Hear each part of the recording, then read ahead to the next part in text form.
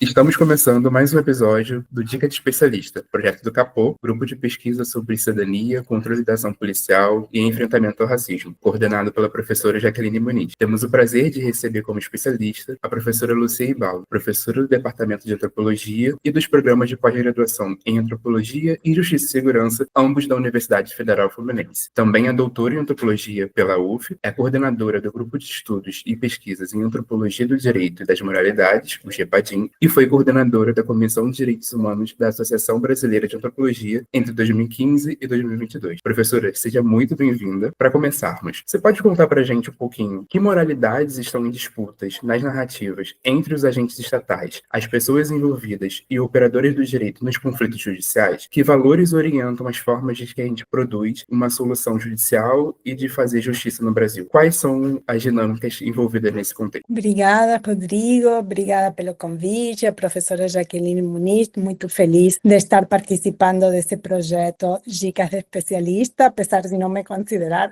uma especialista, mas sim uma pesquisadora, né, na área da antropologia, sobre essas questões, né, que você levanta aí também na sua pergunta e que, de fato, também dá um pouco norte, né, e o nome ao nosso grupo de pesquisa, o GEPAGIM, que você também apresentou, que é essa relação que eu já venho estabelecendo, né, há um tempo, na análise entre a antropologia do direito e a antropologia das moralidades, né? Que de fato é interessante mencionar, talvez, que é uma relação que surge durante a elaboração da minha tese de doutorado na UF, orientada pelo professor Roberto Canchi de Lima, que eu desenvolvi uma etnografia na justiça criminal da Argentina.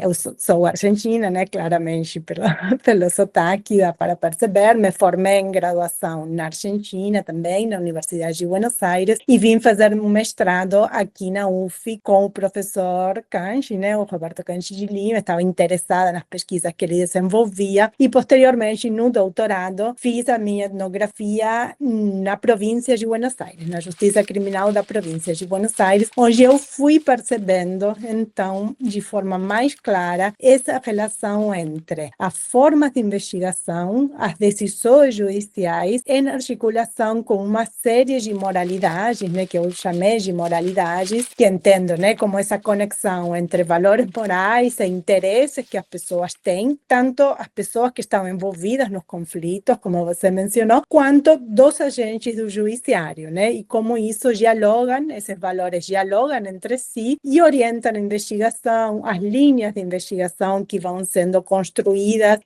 para resolver, né, determinados crimes, e posteriormente as decisões judiciais que vão absolver, condenar, enfim, né, arquivar, dar uma determinada resolução a um conflito. Quando terminei o doutorado, me dediquei mais, já inclusive depois, né, eu terminei em 2010, 2014, que assumo como professora, né, do Departamento de Antropologia da UF, e nesse período, né, de 4 anos, também tive bolsas de pós-doutorado, também com orientação e supervisão, no caso, né, do Canchi, né, sempre trabalhando muito próxima a ele, mas desenvolvendo também, me aproximando mais das pesquisas no Brasil, mais particularmente no Rio de Janeiro, nessa articulação também, né, dando continuidade a essa articulação entre as formas judiciais de administração de conflitos e de crimes e as moralidades envolvidas. E mais particularmente, retomando um tema que sempre foi meu foco de interesse e de indagação e de curiosidade e de inquietação, inclusive até diria política, que é a violência.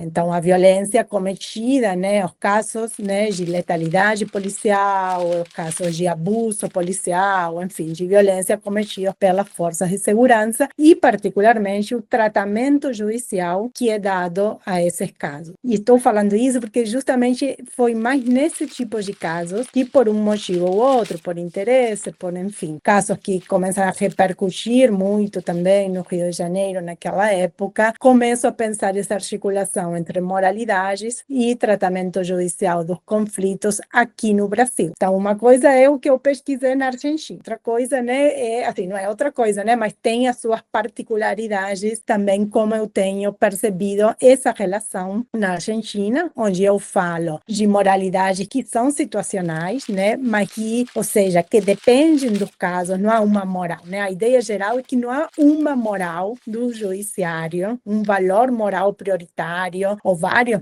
valores fixos, homogêneos, né, que vão orientar a atuação judicial nos casos, mas que são moralidades que entram em jogo em cada caso, que dependem dos agentes que estão envolvidos e administrando e são responsáveis por investigar, por decidir, por defender determinados casos, mas também das pessoas que estão envolvidas nesses conflitos e de como elas dialogam entre si. Essa ideia, né, que então eu chamei de moralidades situacionais, que não são fixas, não são homogêneas, elas são contextuais, são relacionais, depende, né, de como as pessoas se relacionam entre si, depende da trajetória que um determinado promotor vai ter na forma de investigar um caso, a sua formação jurídica, a sua ideologia política, a sua sensibilidade e empatia com as pessoas ou não, né? Eu já vi casos em que a promotora era super acolhedora, né? Inclusive de uma pessoa que estava sendo acusada, um jovem pobre que roubou, né, uma coisa um pouco insignificante e super dura e rígida e estrita, né?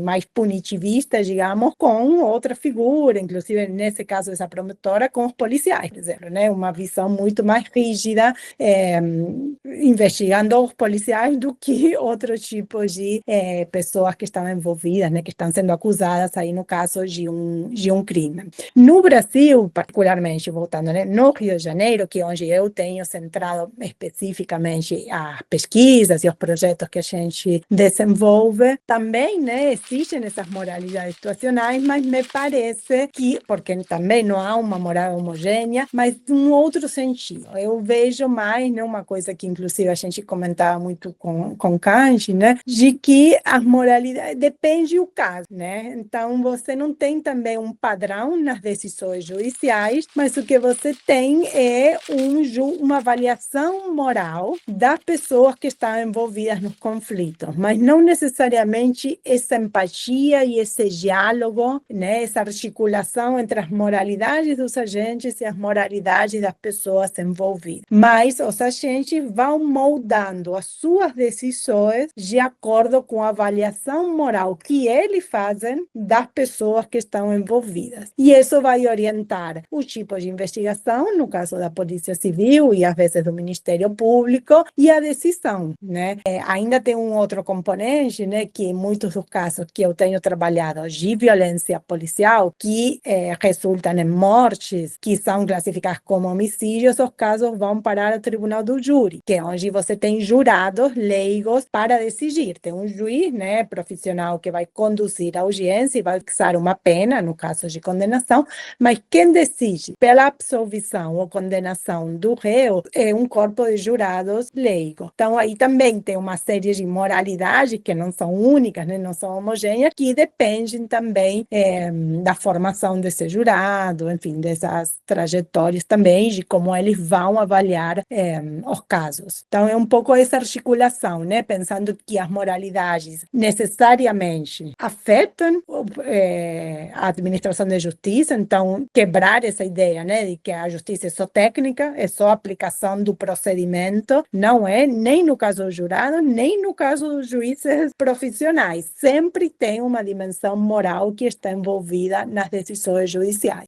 Perfeito, professora. A partir desse contexto que você nos apresenta, como que a gente pode compreender as categorias violência policial, morte decorrente de intervenção policial, letalidade policial, categorias essas que muitas vezes são manobradas nos discursos sobre segurança pública e manutenção da ordem. Então, como compreender essas dinâmicas? Perfeito. Então, são categorias que eu entendo, seguindo, né, concordando assim um pouco com a sua pergunta, bem diferentes.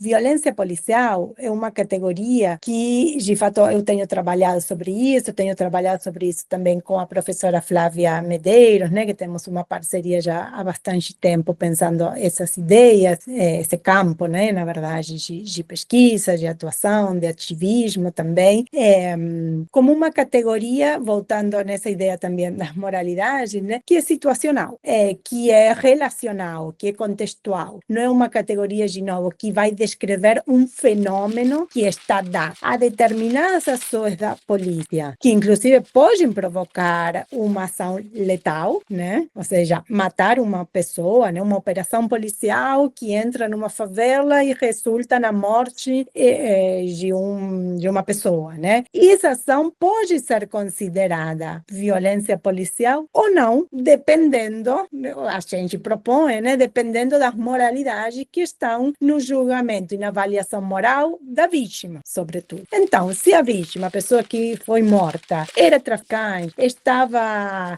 reagindo à operação policial, oferecendo algum perigo, isso não vai ser entendido como violência policial, vai ser entendido como uma morte decorrente da intervenção policial que a pessoa ofereceu, digamos assim, né, impôs resistência e, né, resultou na reação também da polícia de legítima defesa, que é essa categoria administrativa das mortes decorrentes de intervenção policial, que é uma categoria do Estado. A violência policial não é uma categoria do Estado, é uma categoria, inclusive, eu te diria, social, né, dos movimentos sociais, particularmente, dos movimentos de mães e de familiares que têm acionado e trabalhado com essa categoria, inclusive para impugnar, para denunciar a ação letal do Estado. Não só letal, né? Porque tortura policial, outros tipos de abusos também podem entrar na ideia de violência policial. Mas o que eu quero dizer é que não é toda ação que resulte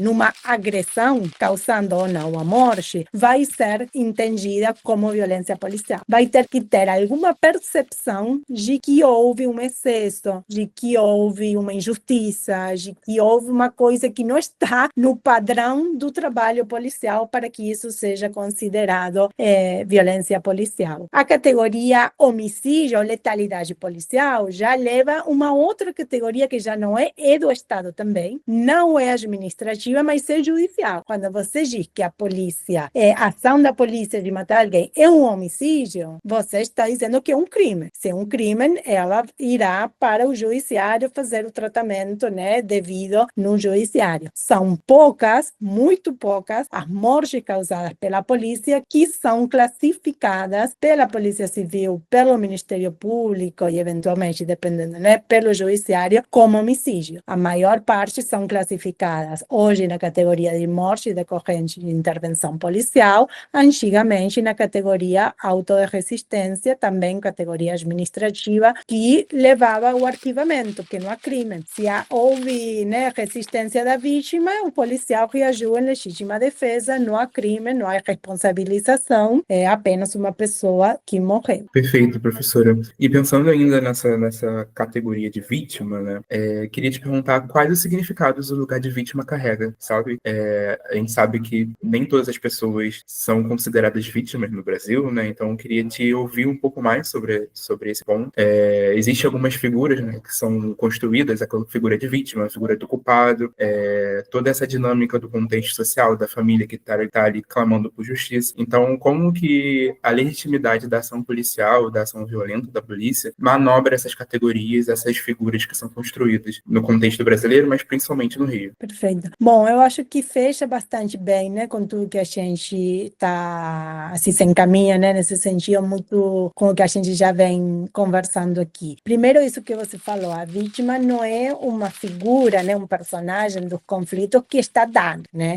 Quem sofre a violência é necessariamente a vítima de um caso, ou também a vítima no sentido do processo judicial, né, que o processo judicial, né, assim, categorizado, né, classificado em categorias fechadas, tem um acusado, né, um réu em um determinado momento e uma vítima da ação dessa pessoa, né, desse acusado. O que a gente percebe nas audiências judiciais e nos processos sociais de forma bem mais ampla é que esses papéis não são fixos, como o direito pretende, eles são móveis.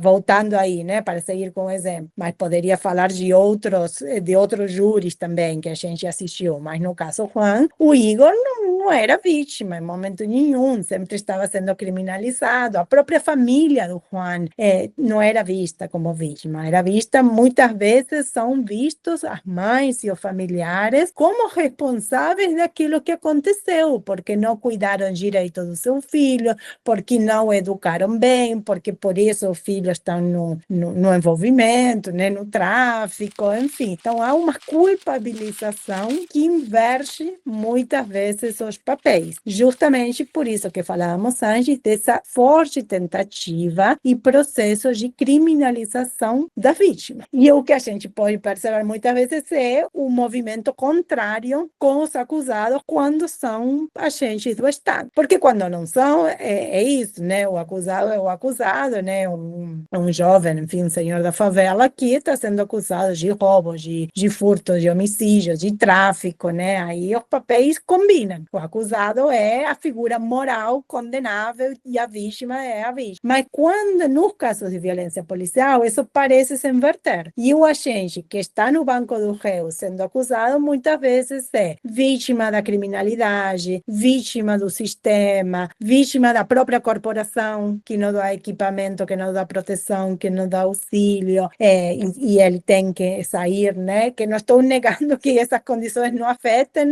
o fazer policial, né? O trabalho policial. Mas nesse contexto, ele ocupa o lugar do réu, mas muitas vezes tem esse discurso também da vitimização. Então, é isso, né? Os papéis não estão fixos, não estão dados. E de que depende? Eu insisto, eu entendo que dependem da moralização dessas pessoas, né? De como, que também não é fixa, né? É isso, Juan iniciou o processo todo como envolvido no tráfico e terminou, né? E depois teve esse movimento para o menino Juan. Mas é um trabalho, essa é a questão, é um trabalho do ativismo, dos familiares, do movimento social de moralizar positivamente a essas vítimas. O que a primeira coisa que aparece é a culpabilização, é a criminalização, né? Tem uma mãe que é muito minha amiga também, né? Que o filho foi morto pela polícia, que é a dona Ivanir Mendes de Souza, né? Que ela fala, né? Quando você está no judiciário, parece que seu filho morreu porque estava no lugar errado, na hora errada, porque era pobre, porque era favelado, e você que tem que justificar aquilo que não tem justificativa, né?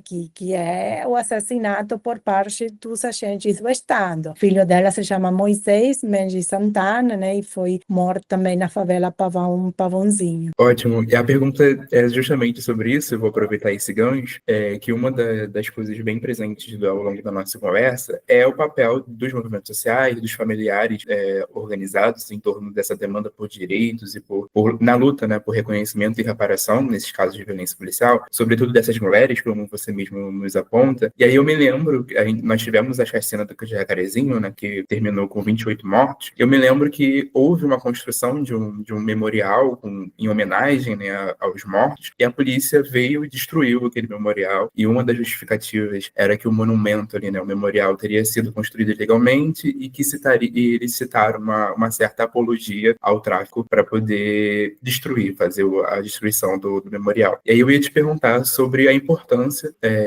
dos movimentos sociais na luta por reparação, por justiça, e sobretudo dessas mulheres, né? O que a gente pode aprender a partir da sua experiência, acompanhando esses casos, que nós podemos aprender com elas na luta por demanda de direitos e por reconhecimento e reparação nos casos que envolvem violência policial. Então, eu vou dividir em duas partes, né? Porque eu acho que esse caso da destruição do memorial, no caso da chacina do Jacarezinho, é muito emblemática de uma outra questão, né? Quer dizer, não é outra questão, né? Mas que está colocada, né? Um outro direito que está colocado nessa luta e demanda dos movimentos sociais, de mães e de familiares, que é o direito à memória. E eu acho que é muito significativo esse caso em particular da destruição do memorial, porque tem esse elemento, né, que você menciona, da justificativa de que seria ilegal a construção, né? Mas aí deveriam derrubar várias coisas, né? Vários bares em Botafogo, em Copacabana, que também não são legais, né? Mas enfim. Mas teve uma outra dimensão da oposição a esse memorial, que as pessoas, né, que construíram, as moradoras do Jacarezinho que construíram, incluíram o nome do policial que tinha sido morto, policial civil que foi morto também durante a operação, e isso gerou também uma resistência feroz, né, do secretário da Polícia Civil, da viúva do policial, que não tem direito a juntar o nome do policial, que foi a vítima, né? Os outros não foram vítimas porque estavam sendo criminalizados, né? Como você falou, seria uma apologia ao tráfico, portanto, por quê? Porque as vítimas seriam traficantes e o policial não poderia ter seu nome contaminado pela, né, presença dessas outras pessoas. É lógico que foi comprovado, né, que as vítimas não tinham envolvimento, não todas as vítimas tinham envolvimento com o tráfico, mas além disso você vê a lógica antagônica também que permeia esses casos. Então, mesmo como é difícil conciliar também a defesa dos interesses, né, e dos direitos das vítimas das ações policiais, com também a defesa dos direitos dos profissionais de segurança pública, que muitas vezes também estão sujeitos a ações violentas e, enfim, a riscos próprios da profissão, mas que também teriam, né, direito à memória, à reparação. Não há conciliação, parece como se fossem dois universos morais que não podem se tocar, não podem estar em. Então, me parece muito emblemático desse antagonismo, né, dessa oposição entre esses mundos morais, assim, irreconciliáveis, de alguma forma. E, por outra parte, né, essa segunda parte, né, da sua pergunta, que é esses processos, então, essas demandas, né, dos movimentos de familiares, mães e familiares, né, que você tem também nesses movimentos, irmãs de vítimas, companheiras, pais, irmãos, né, como falei, são majoritariamente de mulheres, mas também tem outras figuras, assim, familiares, né, tias, avós, em geral, a vítima às vezes tem filhos, mas em geral são filhos pequenos, porque a idade das vítimas são pessoas jovens, né, majoritariamente, que é a luta pela verdade, pela memória e pela reparação, né? Então, são três direitos, de alguma forma, né? Essa luta pela verdade, essa luta por justiça, que é muitas vezes entendida como uma categoria mais ampla do que uma decisão judicial condene ou responsabilize os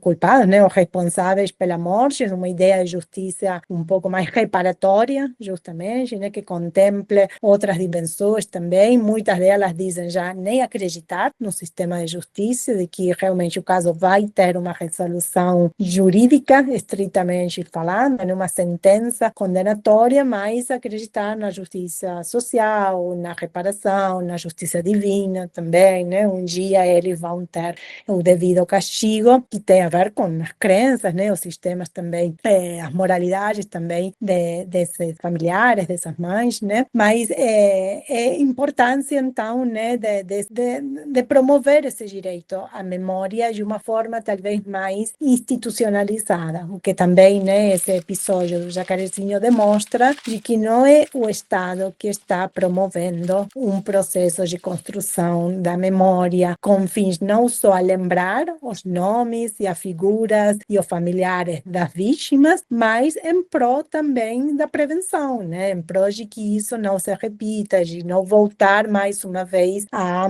que aconteça, né, a reprodução desses casos. Eu estou muito influenciada necessariamente nessa discussão pela minha experiência na Argentina, né, que teve um movimento de direitos humanos muito, eu diria, exitoso, né, na luta pela memória e que tem conseguido, por parte do Estado, realmente uma política de memória dos crimes cometidos na ditadura militar argentina bastante forte. Então, eu sou bastante favorável, né, a que a memória seja uma política pública e não fique apenas na mais uma responsabilidade que os familiares e vítimas têm, porque eles têm que viver o luto também, né? Isso é uma coisa que a gente percebe, né, no apoio, no envolvimento, no acompanhamento das mães e familiares, que há uma necessidade de sair à luta, sair a lutar pelo caso, a lutar pelo registro na delegacia, a lutar pela realização de perícias violência, a lutar por justiça, a estar na rua, a lutar pela memória, pela reparação, e são elas, né, muitas vezes apoiadas pelo movimento, né, que é um movimento, e isso é uma das coisas que a gente aprende muito também, de acolhimento. É um movimento de luta, mas é um movimento nas quais essas mulheres, esses familiares estão se acolhendo e apoiando e construindo coletivamente um movimento social. E isso, assim, é uma coisa importante, muitas vezes sem ajuda do Estado, né? Sem essas políticas públicas.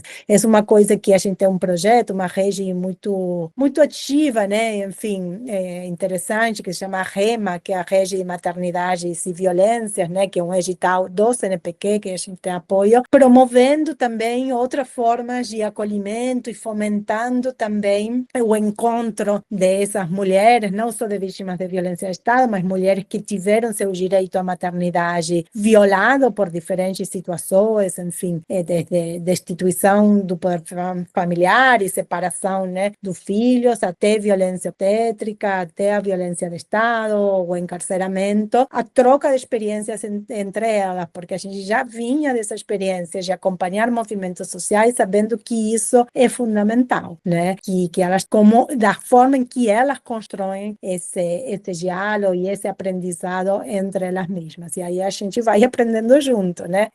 Elas vão nos ensinando um pouco isso. Maravilha. Para terminarmos, professora, quais dicas você daria para essa galera que quer pesquisar sobre violência policial, administração de conflitos, moralidades e todas essas dinâmicas que nós conversamos hoje? O que não pode faltar? Ai, difícil essa, né? Bom, a primeira dica, né, que eu daria é pesquisar, né, nessa área, mas em qualquer área. Pesquisar é muito importante, pesquisar aquilo que tem curiosidade, aquilo que dá tesão para vocês pesquisarem, porque você não consegue se envolver numa pesquisa, num projeto de pesquisa, num engajamento da pesquisa, sem essa pulga atrás de orelha, né? Sem esse incentivo, sem esse motor, que é compreender o que acontece, né, na segurança pública, por que a política de segurança pública é dessa forma e não de outra, por que acontecem essas mortes, por que há movimentos de familiares e vítimas do Estado, por que o judiciário decide de uma forma e não de outra. Tem que ter tesão, não pode faltar a paixão pela pesquisa. Segunda dica, e isso é muito do meu ponto de vista, da minha formação, não pode faltar o diálogo, a interlocução com os atores da pesquisa, quer dizer, com os interlocutores da pesquisa, sejam mães e familiares, sejam policiais, sejam agentes do judiciário, juízes defensores. A gente precisa conversar com as pessoas, entender o que elas acham daquilo que elas estão fazendo. Não dá só para assistir uma audiência, não dá só para ler um processo. A gente pode fazer isso tudo, mas é necessário entender o ponto de vista dessas pessoas, com respeito, com interlocução, com compromisso ético, seja quem for o interlocutor, né? Não dá, porque a gente não precisa gostar, sempre falo isso, não precisamos gostar dos nossos interlocutores, mas a gente precisa respeitar e ouvir o que eles têm a nos dizer. E a terceira dica, um pouco que complementa isso também, que acho que é sim se valer de outras fontes também, né? Circular, ler processos, aprender a linguagem jurídica e a linguagem da segurança pública é importante para compreender, né, as normativas, compreender aquele universo que a gente está querendo entender e fazer esse esforço, portanto, de uma interlocução com esses atores mais qualificada, né? Então, complementar com todas as fontes de pesquisa, né, e formas de estratégias de interlocução possíveis, porque é um campo complexo. Então, acho que com a norma, a gente sabe, né, que a norma é uma coisa e a prática é uma outra coisa, que há diferentes teorias informando a norma, a legislação, né, aquilo que deve ser e aquilo que efetivamente é. Então, para juntar um pouco tudo isso, é preciso circular, estar presente, né, nessas diferentes estratégias assim, de pesquisa. Eu acho que, pensando aqui agora na pesquisa com mães e familiares, familiares, né? Que é essa interlocução que eu falo, né? Eu não faço a pesquisa sobre, né? Mas com eles. Então, eu acho que todos os cuidados são necessários. Assim, todo cuidado é pouco, né? Porque é isso, são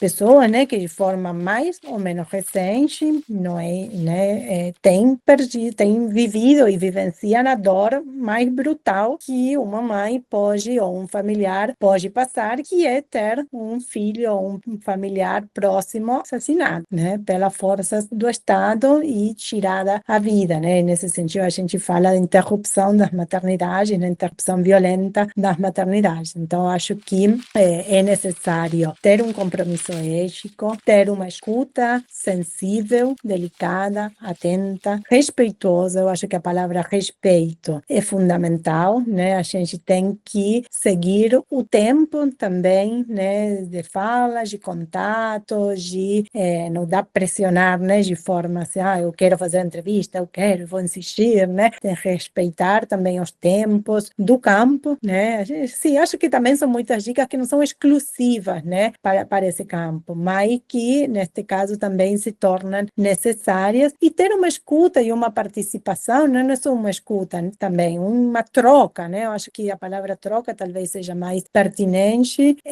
acolhedora da dor, da fala, do choro. Algumas mães dizem que não é fácil para ela falar, né? Pensando nessa questão também da revitimização. Não é fácil, lógico, né? Falar e lembrar, mas ao mesmo tempo faz bem, porque nem sempre tem interlocutores o tempo todo para lembrar e falar e trazer vivências. E uma coisa que eu acho muito importante também é ampliar a conversa, sabe? Não só estar falando o tempo todo daquilo que aconteceu e da luta, mas falar do que elas gostam de fazer, né? Enfim, ter uma conversa, um diálogo, sair, ir na praia, beber um café, tomar um cappuccino, enfim, uma cerveja, construir espaços que não sejam necessariamente atrelados também à violência, aquilo que aconteceu, a própria luta, né? Porque são mulheres que têm a sua vida, têm direito a ter a sua vida, têm,